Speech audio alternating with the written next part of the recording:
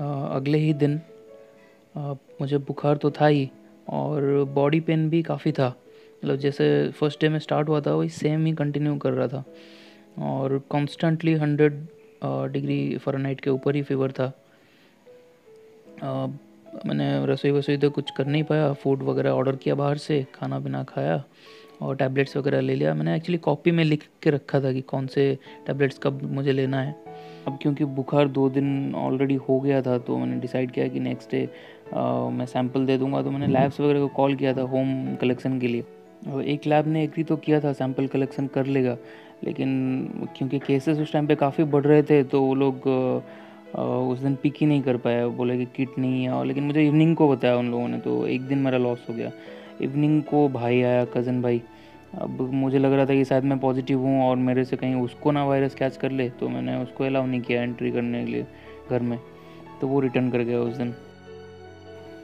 अब क्योंकि बुखार उतर ही नहीं रहा था और तबीयत बिगड़ते जा रहा था तो मुझे अगले दिन उसको कंपलसरीली बुलाना पड़ा और वो मेडिसिन कुछ एक्स्ट्रा लेके मेरे पास फिर से इवनिंग को आया। फिर 21 तारीख की बात था जब मैंने बुकिंग्स वगैरह करवा लिया था।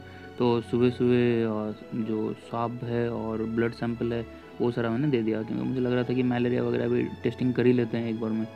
और 11 बजे के आसपास बुखार क्योंकि कम नहीं हो रहा था तो हम लोग एक नियर बाई क्लिनिक विज़िट किए, जहाँ पे मुझे इंजेक्शन दिया गया 1000 mg पैरास्टामोल का सलाइन के थ्रू।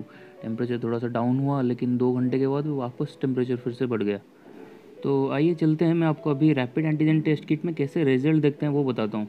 इसमें क्या होता है कि जो रेड वाला एरिया में स्वाब डालते हैं तो डिस्प्ले यूनिट में वो रिजल्ट 10-20 मिनट्स में दिखा देता है। इसमें अगर 2 या 3 लाइन्स आए तो वो पॉजिटिव माना जाता है। तो अब क्योंकि मेरा 22 तारीख को आने वाला था लैब और आज 21 था, ऑलरेडी 3 दिन हो चुका था, तो मैंने क्या किया कि रैपिड एंटीजन टेस्ट करवा लिया है कि एक्चुअली में मुझे इन्फेक्शन है या नहीं है वो जानने के लिए। अब जो टेस्ट किट में जो रिपोर्ट आया वो आया पॉजिटिव। अब उसके बाद मैं घर वापस आ गया, प्रिकॉशंस लेकर अपना वेट किया अगले दिन के लिए जिसमें लैब रिपोर्ट आने वाला था। अब लैब रिपोर्ट इवनिंग को आया, अब उसमें सरप्राइजिंगली नेगेटिव आया। कन्फ्यूजन ये था कि पॉजिटिव है या नेगेटिव है, अब क्योंकि आरटीपीसीआर को सही माना जाता है तो मैं सोचा कि मेरा नेगेटिव ही है।